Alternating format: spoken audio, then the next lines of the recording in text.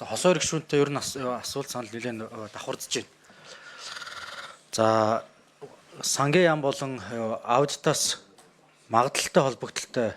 За ялангуяа орон нутагт хэрэгжиж байгаа төслүүд за бараг 2021 онд одоо эхэлсэн төслүүд өнөөдрийг хүртэл бас ингээд дуусаагүй. За зарим нь бүр түүнээс ч одоо урт хугацаанд бас хэрэгжээд байгаа. Үүнтэй холбогдлолтой асуудлуудыг ер нь цаашдаа бид яах ёстой вэ?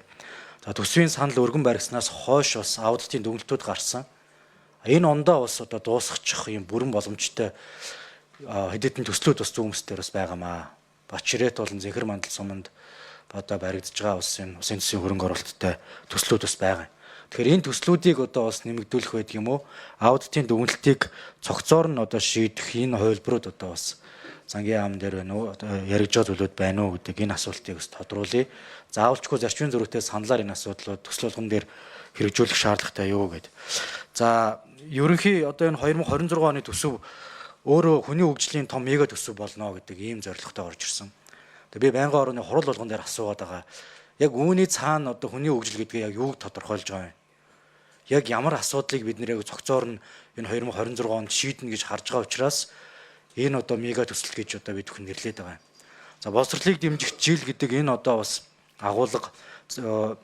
агуулгатай төсөв гэж бас ойлгож байгаа.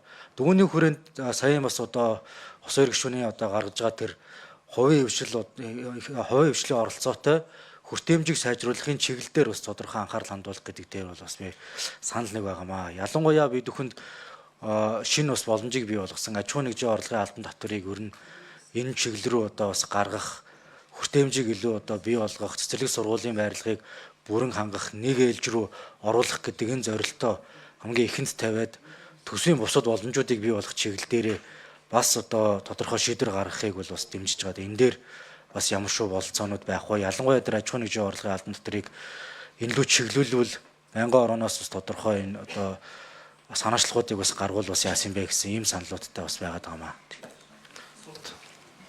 Асуулт нь тэр юу магадлалгаар орж иж байгаа энэ төслүүдийг ер нь цогцоор нь анхаарч үзэж байгаа зүйлүүд байна уу? Энэ дээр одоо яаж ажиллахаар болж байна вэ? Эсвэл тус тусад нь гişүүд өөрсдөө санаачлахаараа явах уу гэдгийг асууж. Хинтээ. Сангийн яам. За сангийн яам. Эндэр имгэр. За сангийн яам санжаад урьж гişүний асуултанд хариулъя. За төсвийн тухай хуулиараа болвол цаглбар гэж байгаа. Цаглбар бол 9 сарын 1-нд бид нар бол төсвийн одоо төсөв бол өргөн барих хуультай байгаа. За яг энэ хугацаанд бол үндэсний аудитын газраас бол маглангаар ирсэн тэр одоо зардлуудыг бол бид нар тусгаад ингээд оруулаад ирсэн. Тэрнээс хоошоо ирсэн төслийг бол бид нар хүлээгээд суух боломжгүй хуулийн хугацаа байгаа учраас тэгээд одоо бол тэрийг бол парламентын хилцүүлгийн шатнд л одоо нэмэгдүүлэх боломжтой. Тэрнээс засаг бол одоо буцаад энэ дээрээ бол өргөн барьсан төсөө бол задлах тийм боломжгүй байна. За агуулгын шиг тодруулах болсон уу? За бол баярлалаа. Дараагийн асуулт асуух гişүн.